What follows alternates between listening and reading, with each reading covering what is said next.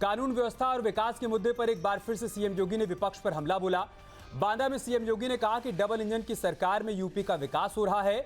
मौजूदा सरकार में विकास के साथ विरासत का भी सम्मान किया जा रहा है। मुख्यमंत्री ने कहा कि समाजवादी सरकार के राज में माफिया और गुंडों का राज हुआ करता था। मुख्यमंत्री ने कहा कि डबल इंजन की सरकार भेदभाव, उपद्रव, गुंडागर्दी और कर्फ्यू पसंद नहीं करती है। बेटी और व्यापारी की सुरक्षा में सेंध लगाने वाले को उनकी तरफ से चेतावनी भी दी गई और उन्होंने कहा कि अगर वो नहीं मानते हैं तो उनके लिए यमराज का घर जाने का रास्ता खुला हुआ है। एक बार फिर से अपराधियों को चेतावनी दी गई। मुख्यमंत्री योगी आदित्यनाथ की तरफ से उनकी तरफ से सीधा संदेश दिया गया कि व्यापारियों और बेटियों को अगर कोई छेड़ेगा तो उसको छोड़ा नहीं जाएगा। एक बार सुनते हैं क्या कहा इसने। हमारी सरकार एक डबल इंजन की सरकार है, भेदभाव नहीं करती, लेकिन तुष्टीकरण की नीति पर भी नहीं चलती है। उपद्रव पसंद नहीं करती है, गुंडागर्दी पसंद नहीं करती है, कर्फ्यू पसंद नहीं करती है। बेटी और व्यापारी की सुरक्षा पर सेंध लगाने वालों को चेतावनी भी देती है और नहीं मानते हैं तो उनके लिए यमराज के घर जाने का रास्ता भी खोल देती है। तो चर्चा की शुरुआत करें उससे पहले मेहमानों से आपका परिचय करवा देते हैं। राकेश अहिर साहब हमारे साथ जुड़ चुके हैं, प्रवक्ता हैं समाजवादी पार्टी के। रत्ना पांडे जी जुड़ चुकी हैं, प्रवक्ता हैं कांग्रेस पार्टी की। और साथ ही साथ प्रशांत उमराव साहब जुड़ चुके हैं, प्रवक्ता हैं भारतीय जनता पार्टी के। बहुत स्वागत है आप तीनों का इस चर्चा का हिस्सा बनने के लिए। शुरुआत में राकेश भाई आपसे ही कर रहा हूँ। मुख्यमंत्री योगी आदित्यनाथ ने एक बार फिर से संदेश दिया है बांदा की धरती से कि जो 2027 का चुनाव होगा वो दरअसल विकास विरासत वर्सेज माफिया राज होगा। मतलब आपकी सरकार में जो माफिया राज हुआ करता था उसको ही मुद्दा और आधार बनाने वाली है भारतीय जनता पार्टी। दरअसल मुख्यमंत्री जी तो अब बात को और ध्यान को भटकाने की बात कर रहे हैं। उत्तर प्रदेश में कौन नहीं जानता कि लगातार हत्याएं हो रही हैं और ये एनसीआरबी का आंकड़ा कह रहा है कि उत्तर प्रदेश में प्रतिदिन 10 हत्या, 10 रेप जैसी जघन्य अपराध उत्तर प्रदेश में हो रहा है। हम तो जानना चाहते हैं कि मुख्यमंत्री जी का यमराज कहां चले जाते हैं जब भारतीय जनता पार्टी के आरोपी उसमें शामिल होते हैं। पूरा देश और प्रदेश देखा कि गाजीपुर में विश्वकर्मा समाज की बेटी के साथ जब दुष्कर्म करके हत्या कर दिया गया और सामंती गुंडों का जब जिक्र हुआ, नाम आया, तब वहां बौना हो जाता है बुलडोजर, बौना हो जाता है कानून व्यवस्था, बौना हो जाता है यमराज इनका। और जहां पिछड़े दलित अल्पसंख्यक आते हैं वहां मुठभेड़ करके एनकाउंटर कर दिया जाता है, दिखाया जाता है कि ये नजीर है, योगी जी की नजीर है। हरदोई में कुशवाहा समाज की बेटी के साथ जो दुष्कर्म किया वो भारतीय जनता पार्टी से बिलोंग करने वाला व्यक्ति है, वो तो गिरफ्तार नहीं हुआ, 1 लाख रुपया के इनाम घोषित हो गया। उसके बावजूद वो आके ऐसे सिलेंडर हो रहा है जैसे लग रहा है कि भारतीय जनता पार्टी का किसी कार्यक्रम का उद्घाटन करने आ रहे हैं। वहां ना बुलडोजर चला, ना वहां जो है यमराज खड़े मिले। विनीत राय की गाजीपुर में होटल व्यवसायी की हत्या कर दी जाती है, अभी तक मुख्य आरोपी नहीं पकड़े गए।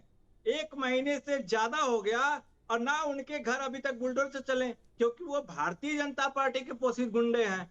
और कौन नहीं जानता कि उत्तर प्रदेश की मेरठ में दलित बिटिया का अपहरण होता है और उसकी मां की निर्मम हत्या कर दी जाती है। कहां जाता है इनका बुलडोजर?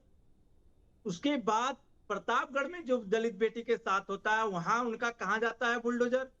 जौनपुर में दूल्हा आजाद कांड, सौम्या बिंद 19 दिन बैठी रही धरने पे जौनपुर में, मगर मुख्य आरोपी को सिलेंडर करा दिया जाता है क्योंकि भारतीय जनता पार्टी के जिला उपाध्यक्ष है अनुसूचित मोर्चा का। उसके लिए कोई बुलडोजर नहीं, कोई कार्रवाई नहीं, क्योंकि भाजपा का पोषित गुंडा है। जवाब ले लेते हैं। अभी देवरिया में, सर 1 सेकंड, देवरिया में राजू विश्वकर्मा की हत्या कर दी जाती है और मुख्यमंत्री जी के स्वजाति लोगों ने किया तो उनके घर कोई बुलडोजर नहीं चला। ठीक है राकेश भाई, समाज ये अपराधियों की जाति देखने की परंपरा बहुत पुरानी है। हमें याद है 2022 विधानसभा चुनाव के दौरान ऐसे ही मुद्दा बनाया गया था। विकास दुबे के एनकाउंटर के बाद ऐसे ही मुद्दा बनाया गया था कि ब्राह्मणों को टारगेट किया जा रहा है, मौजूदा सरकार ब्राह्मणों की टारगेट किलिंग कर रही है। और अब आप ये कह रहे हैं कि सजातीय लोगों को बचाया जा रहा है, फलानी जाति के लोगों को टारगेट किया जा रहा है। फिर भी मैं सवाल पर जवाब ले लेता हूं। प्रशांत उमराव भाई, आपकी जो कार्रवाई होती है वो सिलेक्टेड होती है, ये आरोप है आपके ऊपर। आपका बुलडोजर जाति देखकर कार्रवाई करता है। देखिए, अभी चूंकि सजाती की बात हुई तो मैं बता दूं कि जिन जिलों में समाजवादी पार्टी लोकसभा चुनाव जीती थी 24 में, उन जिलों में श्री अखिलेश यादव जी के सजातीय गुंडों का अत्याचार लगातार बढ़ गया है। और वो अत्याचार ऐसा नहीं कि कोई भारतीय जनता पार्टी या अन्य लोगों पे कर रहे हैं, वो अपनी पार्टी में जो अन्य जाति के लोग हैं उन पे लगातार श्री अखिलेश यादव जी के सजाती लोग गुंडागर्दी कर रहे हैं। चंदौली में किस तरीके से हमने देखा, समाजवादी पार्टी की महिला सभा की जिलाध्यक्ष गार्गी पटेल को अखिलेश यादव जी के सजाती लोगों ने मारा, बुरी तरह मारा। कल की भी घटनाएं, आगरा में समाजवादी पार्टी की बैठक थी, जिला की बैठक, तो श्री अखिलेश यादव जी के सजाती वीरेंद्र यादव जो मथुरा के जिलाध्यक्ष हैं, यही आप लोग झूठ बोल रहे हैं। पूर्व जिलाध्यक्ष रामेश्वर ठाकुर जी को गिरा के मारा। भारतीय जनता पार्टी का जो बुनियाद है वो सिर्फ झूठ पे है, और ये पूरा देश जानता है कि भारतीय जनता पार्टी का बुनियाद सिर्फ झूठ पे है। इनके पास कोई प्रमाण नहीं होता है। राकेश भाई, जब आप बोल रहे थे वो टोका टाकी नहीं कर रहे थे, आप उनके झूठ को एक्सपोज करिएगा, थोड़ा धैर्य रखिए, उनकी बात कंप्लीट हो जाए उसके बाद मैं आपको मौका दूंगा, प्लीज। नहीं, आप इनको तथ्यात्मक बात करने के लिए आप उनके तथ्य को करेक्ट कर दीजिएगा ना। आप जब बहुत सारी बातें रख रहे थे, क्या उन्होंने करेक्ट किया? क्या बहुत कुछ ऐसा होगा जो उनको समझ में नहीं आया होगा? प्लीज नहीं, अपनी बारी पर बोलिएगा। प्रशांत उमराव, ये झूठ का मैं विरोध करूंगा। नहीं, आप विरोध करिएगा, मैं आपको विरोध करने का पूरा मौका दूंगा। भाई प्रशांत उमराव, कंप्लीट करिए आप। देखिए, कल जो है वही आगरा में जो है अखिलेश यादव जी के सजाती वीरेंद्र यादव जी जिलाध्यक्ष मथुरा के, उन्होंने रामेश्वर ठाकुर जो पूर्व जिलाध्यक्ष अपनी पार्टी के, उनके साथ गुंडागर्दी की। प्रयागराज में मेजा से विधायक है समाजवादी पार्टी के संदीप पटेल, उनके अगेंस्ट अखिलेश यादव की सजाती लोगों ने मोर्चा खोल दिया है। रुचि वीरा के साथ समाजवादी पार्टी के जो कोर वोट बैंक है वो किस तरह कर रहा है सभी आपने देखा है। और दरअसल ये भारतीय जनता पार्टी का लगातार झूठ देखिए, इस तरह डिबेट फिर मैं करने नहीं दूंगा। फिर अगर आप ऐसे नहीं करेंगे तो मैं करने दूंगा। मैं भी नहीं, आप झूठ बोलेंगे तो हम झूठ, मैं भी बीच बोलना जानता हूं, मैं भी बीच बोलना जानता हूं। झूठ बोलेंगे आप, देखिए अब क्यों पीड़ा हो रही है? जब यही अखिलेश यादव की सजाती गुंडों की गुंडागर्दी है। नहीं, बिल्कुल अखिलेश यादव की सजातियों की यही गुंडागर्दी है। ये टीवी डिबेट में गुंडागर्दी कर रहे हैं, टीवी डिबेट में गुंडागर्दी कर रहे हैं। आपके पास कोई तथ्य ही नहीं है। अरे सर, आप बताइए ना कि गुंडा इस प्रदेश को बोलने नहीं दे रहे, चले गए तो फिर इतनी हत्याएं उत्तर प्रदेश में हो क्यों नहीं है? मुख्यमंत्री तो कह रहे सारे अपराधी गुंडे प्रदेश छोड़ के चले गए, तो फिर ये बताइए कि फिर ये हत्याएं कहाँ हो रही है?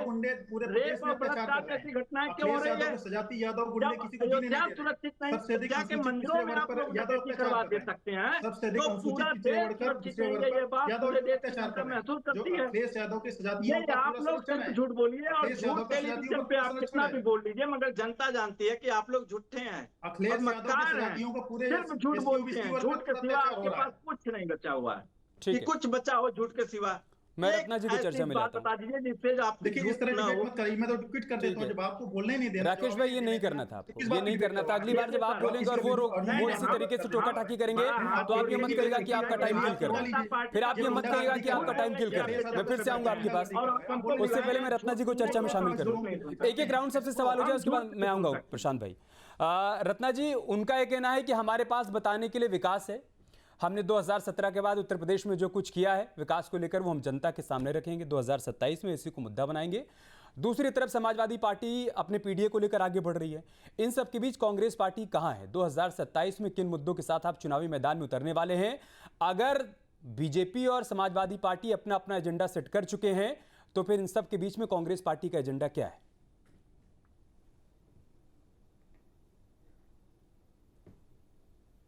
जी, आप सभी को नमस्कार के साथ मैं स्पष्ट रूप से बताना चाहती हूँ कि कांग्रेस का एजेंडा जनता के मुद्दे हैं।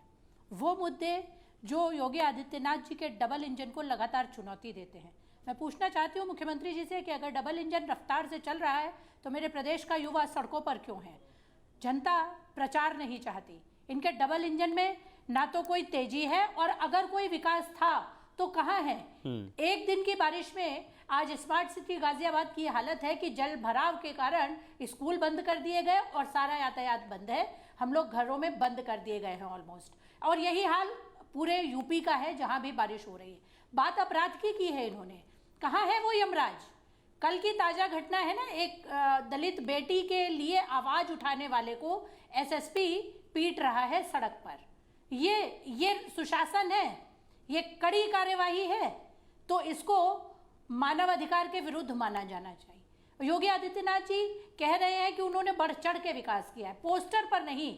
जनता तो अपना बिजली का बिल देख रही है ना, जो अंधाधुंध कभी प्रीपेड कभी पोस्टपेड के नाम पर स्मार्ट मीटर लगा के आपने डकैती कर रखी है।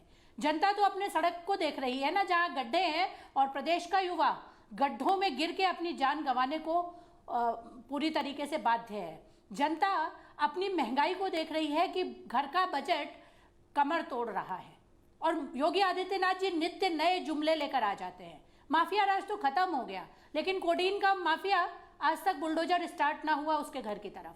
तो प्रश्न तो उठेगा और जनता जब सवाल पूछती है तो विपक्ष की ताकत बन के खड़ी होती है और कांग्रेस की ताकत जनता के ये मुद्दे हैं। जनता के मुद्दों के लिए मेरे नेता राहुल जी भारत जोड़ो यात्रा कर चुके हैं और आज भी विपक्ष के नेता के रूप में जनता के मुद्दों को लेकर कांग्रेस पूरी तरीके से 2027 में चुनौती देने के लिए। लेकिन है कहां रत्ना योगी जी? सड़क आदित्यनाथ पर जी अपना रोड मैप तो जनता बताएं। के मुद्दों को ये लेकर तो कांग्रेस 2017 पार्टी में क्या कहते सड़क थे पर कि दिखाई उत्तर पड़ रही है प्रदेश क्या? को 1 ट्रिलियन रत्ना जी अभी इकोनॉमी होगा। हाल फिलहाल 2022 में कह रहे हैं हाल फिलहाल में कि अगर चढ़ावे अब वाले मैं मुद्दे को ही ले लें। 2030 तक रत्ना जी दूंगा। आवाज आ रही है आपको? केवल जुमले, केवल सपनों के सौदागर। ठीक है, अगर आपको आवाज आ रही है, मेरा सवाल ये है कि जनता के इन मुद्दों को लेकर आप लोग हैं कहाँ? सड़क पर आपकी मौजूदगी तो दिखाई नहीं पड़ रही है। अभी अयोध्या वाले मामले को ही ले लीजिए, कम से कम अखिलेश यादव और समाजवादी पार्टी मुखर होकर बोल तो रही है, सच बोल रहे हैं, झूठ बोल रहे हैं, जांच चल रही है, पूरा सच सामने आएगा या आधा सच अभी तक सामने आया है, वो सब बात की बात है। लेकिन इन सब के बीच में कांग्रेस पार्टी कहाँ है? राहुल गांधी जी कहाँ हैं? लखनऊ में क्या राहुल जी की मौजूदगी अभी तक देखने को मिली है? इन सब के बीच में प्रियंका जी की मौजूदगी देखने को मिली है। 2022 में उन्होंने नारा दिया था लड़की हूं, लड़ सकती हूं, उसके बाद से उनका पता नहीं उत्तर प्रदेश में। अखिलेश जी, राहुल जी 2017 में आए थे, अखिलेश यादव के साथ उन्होंने कहा कि यूपी के जो युवा हैं जो आगे बढ़ रहे हैं, अभी वो कहाँ है किसी को मालूम नहीं थे। तो योगी आदित्यनाथ जी की पुलिस ने उन्हें जबरन बंद कर लिया। जी कंप्लीट नहीं, राहुल जी ही उत्तर प्रदेश संभालेंगे और प्रदेश अध्यक्ष और प्रभारी, क्या वो अपने प्रदेश में जिम्मेदार भूमिका में नहीं है? ये कहना चाहते हैं आप? पूरे प्रदेश के प्रदेश अध्यक्ष और प्रभारी और बड़े नेता, सीएलपी लीडर है हमारी, वो लोग जब जाना चाहते थे क्यों रोका योगी आदित्यनाथ जी ने? क्योंकि चोर है इनके मन में। हम लगातार आवाज उठा रहे हैं, ठीक, लेकिन हमारी आवाज उस मीडिया के शोर में दबाई जा रही है यहाँ, जहां झूठ का प्रोपेगेंडा लगातार भारतीय जनता पार्टी करके प्रदेश की जनता को अभी आवाज दबाई जा रही होती तो इस डिबेट में हम लोग चर्चा नहीं कर रहे होते ना रत्ना जी, ना आप मेहमान की तरह जुड़ी होती ना अपनी बात रख रही होती। राकेश भाई, बीजेपी के विजय रथ को रोकने के लिए कांग्रेस से जिस समर्थन की अपेक्षा आप लोग रख रहे हैं, क्या वो मिल पा रहा है क्या? मतलब अगर वो सामने से बता रहे हैं कि हमारी डबल इंजन की सरकार उत्तर प्रदेश को विकास के रास्ते पर दौड़ा रही है, तो क्या बतौर डबल इंजन विपक्ष की मौजूदगी दिखाई पड़ रही है क्या? मतलब सीटों को लेकर बयान गाहे बगाहे आते रहते हैं, लेकिन समर्थन के लेकर क्या जैसा बयान आना चाहिए सपोर्ट को लेकर वैसा आ रहा है क्या कांग्रेस पार्टी की तरफ से? देखिए, मैं पहली बात में आपका जवाब देना चाहता हूं कि गठबंधन, इंडिया ब्लॉक के गठबंधन में कोई मतभेद नहीं, कोई मतभेद नहीं, ए से जेड तक कोई मतभेद नहीं। इंडिया ब्लॉक है, ये हमारे नेता माननीय अखिलेश यादव कई बार प्रेस में कह चुके हैं कि गठबंधन है, रहेगा और आगे भी रहेगा। कैसे राकेश तो भाई? 403 सीटों पर आप भी तैयारी कर रहे हैं, 403 सीटों पर वो भी तैयारी कर रहे हैं, उनके प्रभारी का भी बयान आ रहा है, उनके प्रदेश अध्यक्ष का भी बयान सामने आ रहा है, आप कह रहे हैं कि गठबंधन एक है। तो देखिए अमित भाई, भारतीय जनता पार्टी से मुकाबला करना होगा जिनकी बुनियाद झूठ पे है, तो कांग्रेस भी नेशनल पार्टी है और उनके भी संगठन है। 403 पे अगर वो तैयारी कर रहे हैं तो इसमें गुनाह क्या? करना चाहिए। अपने कार्यकर्ताओं में, अपने संगठन में मजबूती करेंगे, जनता में संवाद करेंगे, जनता से जुड़ेंगे, जनता को भारतीय जनता पार्टी की नाकामियों को बताएंगे, तभी तो जनता जुड़ेगी। और आप उसका रिजल्ट देख लीजिए 24 में कि वही जनता जब भारतीय जनता पार्टी की नाकामियों से उब के जो है 24 में इनको हाफ कर दिया उत्तर प्रदेश में, और यही नाकामी अब तो मंदिर की नाकामी, इनसे बेहतर तो चंबल के डकैतों में आस्था है। कम से कम वो प्रभु श्री राम की किसी मंदिर में चंबल के डकैती नहीं किए, ये तो मंदिर में डकैती कर लिए। तो ये तो जनता जान गई, जनता समझ गई कि ये जब प्रभु श्री राम के नहीं हो सके, ये भगवान श्री राम, भगवान श्री हनुमान को नचा सकते हैं, तो जब ये प्रभु श्री राम को नहीं हो सकते, हनुमान जी के नहीं हो सकते, तो हमारी आपकी क्या होगी? वो तो कह रहे हैं कि आप भी नहीं हुए ना, वो कह रहे हैं आप कहाँ हुए और कितना हुए। अयोध्या आज तक गए नहीं, अयोध्या से दूरी बनाए रखी, मंदिर बन रहा था, तमाम तरीके के बयान दिए जा रहे थे, प्राण प्रतिष्ठा हो रही थी, आमंत्रित किया गया, आप गए नहीं। अब जब एक चढ़ावे की गड़बड़ी सामने आ गई तो मुखर होकर हर रोज प्रेस कॉन्फ्रेंस कर रहे हैं। राजभर साहब भी, अगर एक मिनट आ रहा हूं आपके, मैं आपसे जवाब लूंगा, अगर आपसे जवाब लूंगा सर, सवाल कंप्लीट हो जाए। राजभर साहब ने आज भी कहा, राजभर साहब ने आज भी कहा कि राम पर बोलने से पहले राम के दर्शन तो करने चाहिए अखिलेश यादव को। देखिए, राजभर का कोई कंसीडर नहीं उत्तर प्रदेश की जनता लेती। राजभर पे तो अभी इनके प्रदेश के राष्ट्रीय अध्यक्ष आए थे, वो भी एक बयान जारी करके गए कि उत्तर प्रदेश हम हारेंगे तो ओम प्रकाश राजभर की वजह से हारे। एक अखबार में छापा भी था। तो ये तो भारतीय जनता पार्टी के राष्ट्रीय अध्यक्ष भी कह रहे हैं इस बात को, भारतीय जनता पार्टी भी मान रही है कि बड़बोलापन कभी कभी सेहत के लिए और राजनीति के लिए, दोनों के लिए नुकसान होता है। और ओम प्रकाश जी का बड़बोलापन पूरा प्रदेश जानता है। वो क्या बोलेंगे उनको खुद नहीं समझ में आता। फिर सुबह वो जैसे उठेंगे फिर वो दूसरा बयान जारी कर देंगे। और मैं तो जानता हूं, और आप तो वरिष्ठ पत्रकार हैं, आप भी जानते हो कि उनका ट्विटर हैंडल तो भारतीय जनता पार्टी चलाती है, और उन्हीं का नहीं चलाती है। जितने भारतीय जनता पार्टी में पिछड़े नेता हैं उनका फेसबुक और ट्विटर हैंडल सब जो है भारतीय जनता पार्टी चलाती है, वही पोस्ट करती है, वही लिखती है। ठीक है, हर व्यक्ति जानता है। ओके रत्ना जी, आप कुछ काउंटर करना चाहती हैं, अपनी बात रखिएगा। लेकिन देखिए, जब लॉ एंड ऑर्डर की बात आती है तो मौजूदा सरकार पिछली सरकार के दौरान के लॉ एंड ऑर्डर को बताती है, गिनाती है, अपराध के आंकड़ों को रखा जाता है, जो स्थितियां थी उसको भी रखा जाता है। और हमें याद है 2017 में गठबंधन होने से पहले कांग्रेस पार्टी भी मुखर होकर ये बात कहती थी कि उत्तर प्रदेश में कानून व्यवस्था की बहुत दयनीय स्थिति है। हम 90 तक थे तो हमने उत्तर प्रदेश में क्या स्थिति बनाए रखी थी, और उसके बाद अपराध के ऐसे ऐसे मामले सामने आए। बाद में आप लोगों का गठबंधन हुआ तो अलग बात है कि सारी बातें पीछे छूट गई। क्या आपको नहीं लगता कि जेनजी भले ना जानता हो कि 2017 से पहले क्या स्थिति थी क्या नहीं थी, लेकिन उस दौर के वोटर या उस दौर के लोग जानते हैं कि क्या स्थिति थी? क्या उसको सिरे से नकार देंगे क्या? मतलब उत्तर प्रदेश में बाहुबली राज हुआ करता था, माफिया राज हुआ करता था, बड़े बड़े लोगों का गिरोह चला करता था, क्या उन सारी बातों को खारिज कर दिया जाएगा क्या?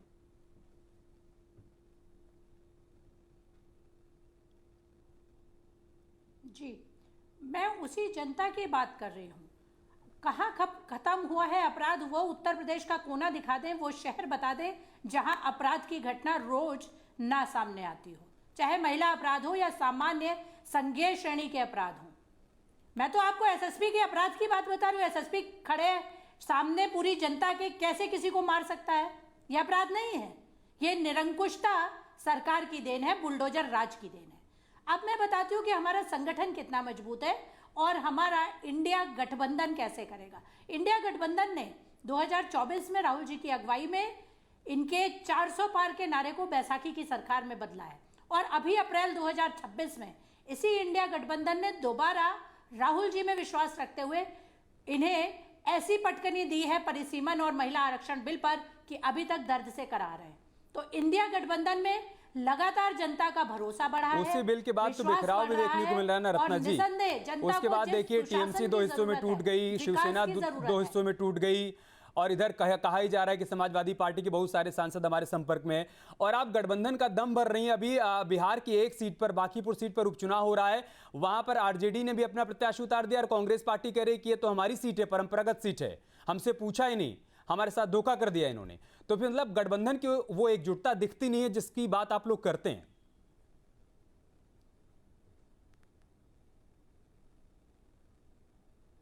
नहीं, गठबंधन में देखिए सबकी अपनी अपनी राजनीतिक महत्वाकांक्षाएं हैं।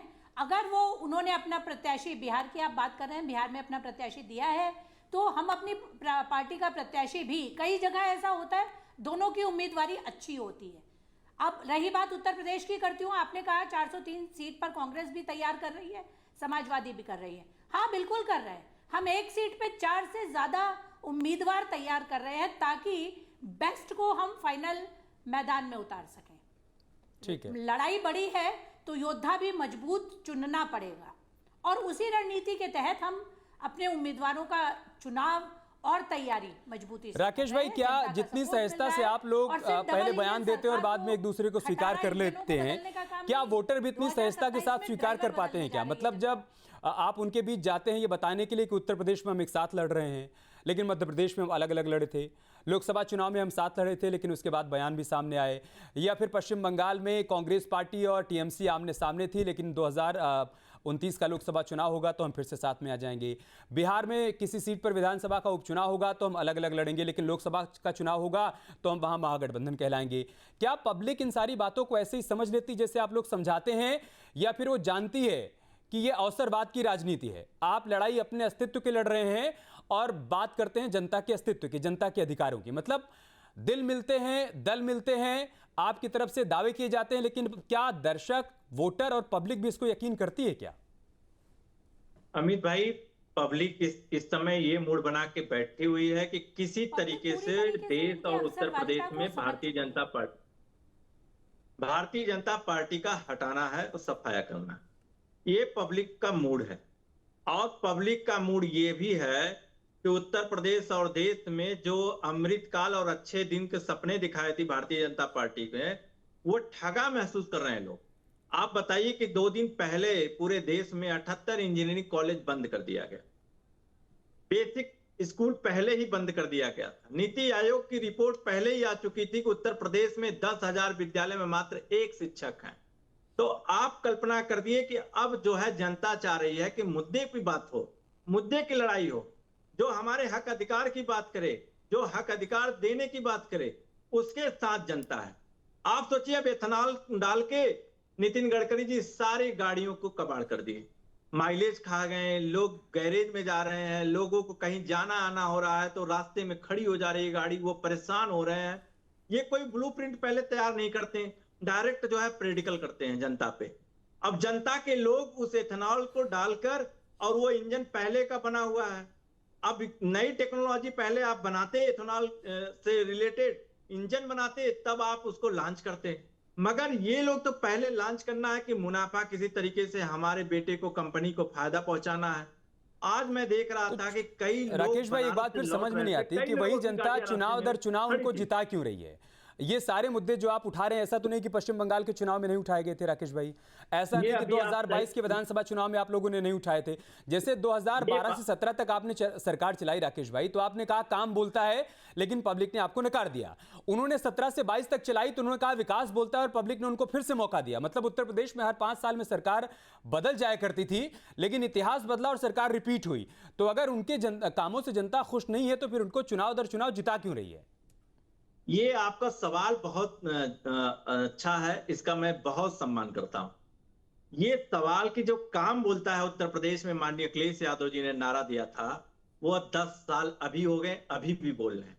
और भारतीय जनता पार्टी के 10 साल हो गए, मगर वो 10 काम नहीं बता पा रहे, 10 काम नहीं बता पा रहे। और आपको मैं बता दूं, वो चुनाव सिर्फ जो है जांच एजेंसियों के बहाने और इलेक्शन कमीशन उनको जिता रहा है। अगर मुख्य निर्वाचन आयुक्त हमारे साथ हो जाए या पुलिस हमारे साथ हो जाए तो चुनाव हम भी जीत लेंगे, हमारे भी पक्ष में। 24 के चुनाव में आपके सीटें जब बढ़ गई राकेश भाई, तो आपने कहा कि देखिए जनता ने इनको नकार दिया, जनता ने हमको सपोर्ट किया। और उसके बाद पश्चिम बंगाल में हार गए, किसी चुनाव में हार होती तो आप कह रहे हैं कि चुनाव आयोग उनको जिता रहा है। ये तो फिर 2 बातें हो गई ना। नहीं, ये मैं आपका दोनों बात का मैं 1 सेकंड में जवाब देता हूं। आप बताइए कि 27 लाख वोट को रोका गया कि नहीं रोका गया? किस माध्यम से रोका? कहां है 27 लाख लोग राकेश भाई? उनको लेकर आप दिल्ली के रामलीला मैदान में इकट्ठा हो जाइए ना।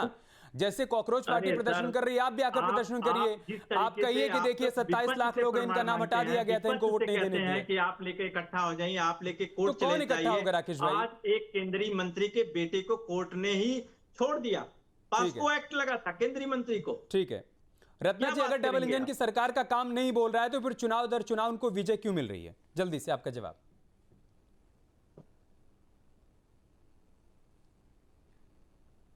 ये तो चुनाव जनादेश को चोरी करने का चुनाव किया जा रहा है। स्पष्ट रूप से पैटर्न दिखाई दे रहा है किस तरीके से राज्यवार चुनी हुई सरकारों को कभी चोरी किया गया और कभी जनादेश को ठेंगा दिखाया गया।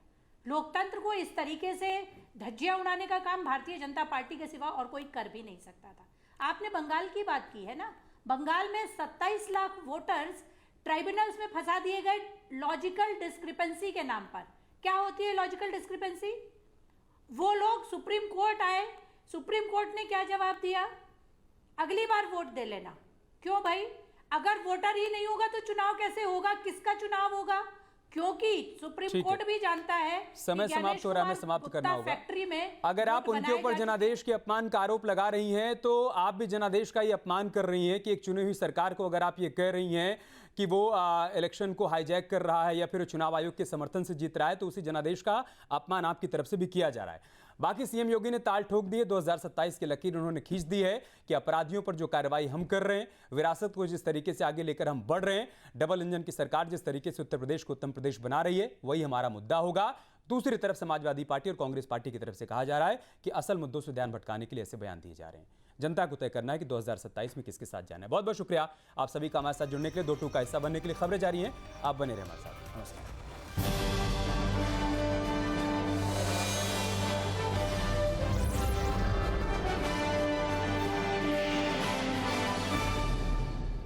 आपके मोबाइल पर तुरंत आएगी ब्रेकिंग न्यूज। स्क्रीन पर सबसे पहले दिखेगी बड़ी खबर।